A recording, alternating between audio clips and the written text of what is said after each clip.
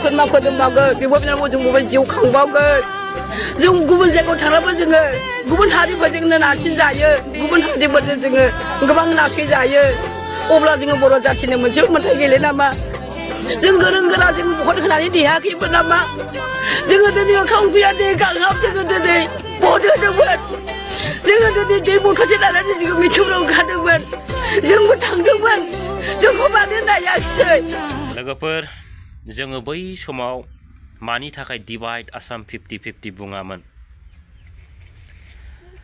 दा दिनैहाय डिवाइड आसाम 50-50 नि मुङाव दिनैहाय जोंहा मा मोनखो बेखौसो सिन्था खालामनांगोन रायजोफोर दा आं दासो मोनसे भिडिअ होलांदों माने जोंनि दुखुथिया बर' हारिनि गोरिब गुन्द्राफोरनि मोनसे सावगारि बेफोर नङा होमब्ला जोङो बै समाव मानि थाखाय डिवाइड आसाम 50-50 बुङामोन बेखौथ' बयबो मिथिगौ बर' हारिनि हा हुनि थामोनथा रैखाथिनि थाखाय हारिखौ गुबुननिफ्राय नासयजानाय सोबख'जानायनिफ्राय रैखाथि होनो थाखाय हारिखौ हारि बायदि बुहुमाव फोथांनानै लाखिनो थाखाय जोङो मा खालामदोंमोन डिवाइड आसाम 50-50 होननांगौ जादोंमोन लोगोफोर नाथाय दिनै डिवाइड आसाम 50-50 नि मुङाव दिनै जों मा मोनखो बिटिआर सान्ति सुक्ति नाथाय दिनै बै बिटिआर सान्ति सुक्तियाव दिनैहाय जोंहा मा दं बेखौसो प्रथम जोङो नोजोर होनांगोन दिनैसिमबो जुदि सान्ति सुक्ति जादोंमोनब्ला जोंनि बर' बिमाफ्रा मानो दिनै मेगनाव मोदै खुगायाव खदै लानांगौ मानो आलाय सिलाय आनिथानि गाबनांगौ जादों बेनोमोन नामा जोंनि बै समनि डिवाइड आसाम 50-50 नागिरनायनि फिथाइया नङा होमब्ला दा बेफोर बिराद दुखुनांथाव दिनै जोंहा फाइनालि जोङो मा मोनखो रायजोआ मा मोनखो हारि सेफटिनि थाखाय दिनै मा मोनखो जोंनि हा हु थामोनथानि थाखाय जेनाखि जों आन्दलन खालामदोंमोन जोङो बिनि फिथाइखौ दिनै मा मोनखो रायजोफोर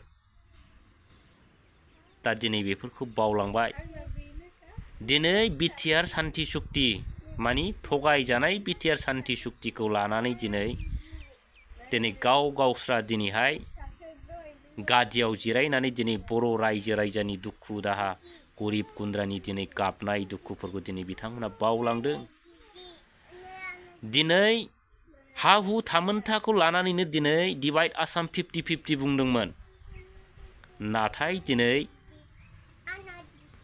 मानो बिटिआर सान्ति सुक्ति जानानैब्लाबो दिनैहाय मानो इभिक्सन खालामबाय थाजानो गोनां जाखो बेनोमोन नामा प्रमद बन्दु बिथांनि सान्ति सुक्तिया लोगोफोर दा सान्ति जाबाय सारा बिटिसिआव सान्ति जाबाय रायजोफोर दा बिराद दुखुनांथावना लोगोफोर सान्तियाथ' जागोन सोरनिबा थाखाय सान्ति गैयाब्लाबो दिनै जिहेतु बिथांमोना सान्ति आरो सान्ति फैबाय होनदों बिथांमोना बिराद गिदिर गिदिर डायलग होयो बै बिटिआराव सान्ति नुग्रा जाय बिथांमोन दा लोगोफोर असान्तिया माब्ला जागोन आं बिनि मोननैसो एग्जाम्पल होगोन आरो जेब्लानाखि बिटिसिनिफ्राय इउपिपिएल सरकारा अराय समनि थाखाय माने बिदाय जागोन बै दिननिफ्राय असान्ति जागोन आरो मा रायजोफोर माब्रै असान्ति बे समाव बिथांमोना गोसोखांगोन डिवाइड आसाम 50-50 खौ लाबोफिननांसिगोन जिहेतु बिथांमोना सरकारनिफ्राय गोजान जासिगोन अब्ला बिथांमोना रायजोफोरनि गेजेराव मा कमेन्ट होगोन नैबे जालांबाय नैबे बिटिआर सान्ति सुक्तिनि गेजेरजों जोंनि बर' हारिनि गांनाय उखैनाय माने नांनाय मानि जिनिसा बेयाव गैया बेहाय दफाफ्रा गैया माने बर' हारिनि गांनाय उखैनायखौ बे दफानि गेजेरजों सुफुंनो हाया बिनिखायनो जोङो दिनै फिन आरो खनसेबाव आन्दलन खालामनांगोन होननानै बिथांमोना बर' रायजोफोरनि गेजेराव गोबां गिदिर माने डायलग होननानै माने भाषण होनसैलाय आरो मा बै परिबर्तन दिनाव बिथांमोना जे रादाय होबोदों बैफोरबायदि बिथांमोना बुंफिनसिगोन आरो मा बे समखौ नेनानै था रायजोफोर समा फैगासिनो दं खाथिथारसै प्रमद बन्दु बिथांनि माखासे खोथाफोर गोसोआव फैदों लोगोफोर आरो रायजोफोर बिटिआर सान्थि सुक्तिनि दफाफ्रा आखरै आखर जुदि फालन जायाब्ला बै सासे मिनिस्टारनि लांगोनायाव सुइसाइड जानानै बिथाङा थैनो गोनां खोथामोन। नाथाय बिथांमोना थैगोन दा लोगोफोर। आरो नैथियाव दिपेन बर' बिथांनि माखासे प्रेस मिट लानानै बाथ्रा बुंनायखौबो गोसोखांदों। बिथाङा मा बुंदोंमोन? 2024 मायथाइनि सिगां जुदि बिटिआरनि दफाफ्रा आखरै आखर पालन खालामनाय जायाब्ला आन्दलन खालामफिननांगौ बायध'तामुलक जागोन होननानै दिपेन बर' बिथाङाबो बुंगोन। थारैनो बिथांमोना हामारगोन दा? हागोन, खिन्थु दा हानाय नङा। जेब्लानाखि सरकारा बायगोन अब्लासो बिथांमोना आन्दलन खालामनो हागोन आरो मा।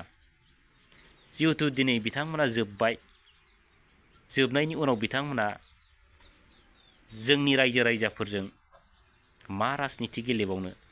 बिथांनि काहानिया बेयावनो जोबबाय। सोरबा इउपिपिएल होन, सोरबा एबसु होन, बिथांनि काहानियानो जोबबाय आरो बे समाव। जिहेतु बिथांमोना दिनै इउपिपिएल एबसु मोननै हान्जाजोंसो मोनसे पलिटिकेल हान्जा, नङा होमब्ला? रायजो राजाफ्रा फोथायबावगोन। दा बै समाव फैनो थांगासिनो दं। दिनै गोबां जायगायाव जोंनि बर' रायजो राजाफ्रा दिनै दासिमबो इभिकसन खालामजागासिनो दं। दिनै बै समाव मा कमिटमेन्ट होआमोन? बिटिसिखौ सुइजारलेण्ड बानायनांगौनि खोथामोन।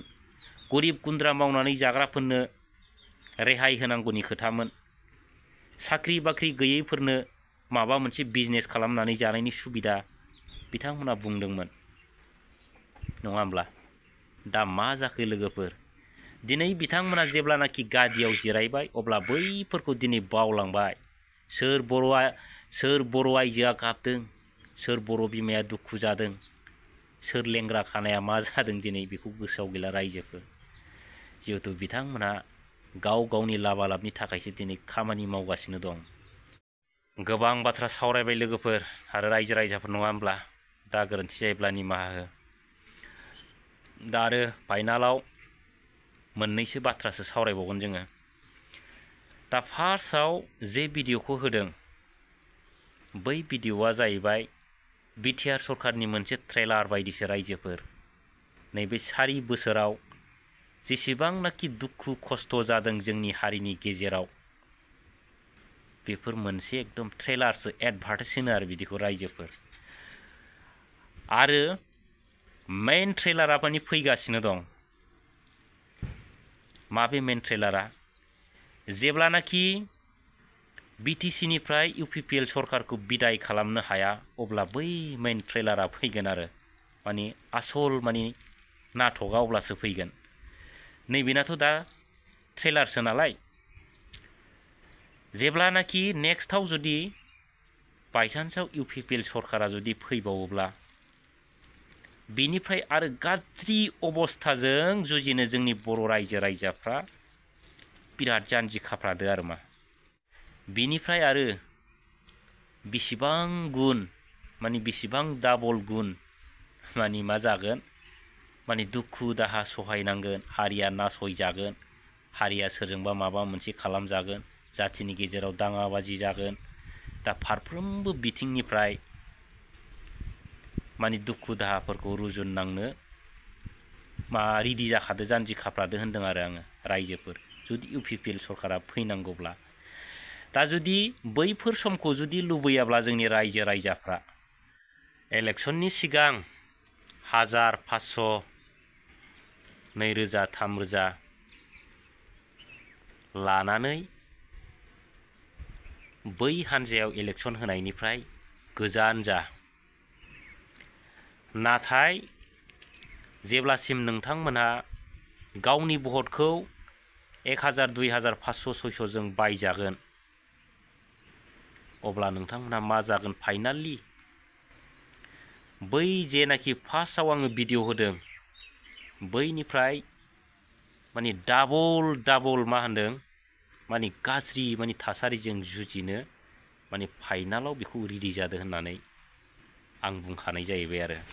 दा जुदि बैफोर गाज्रि समखौ जुदि लुबैयाबा फैगोन समफ्राव माने नांगाल सावगारियाव भट होनानै महिलारि सार दैदेननाय BPFखौ देरहाहोआब्ला माने खुनु माने थासारि मोजां जानाय नङा होननानै जों सानो।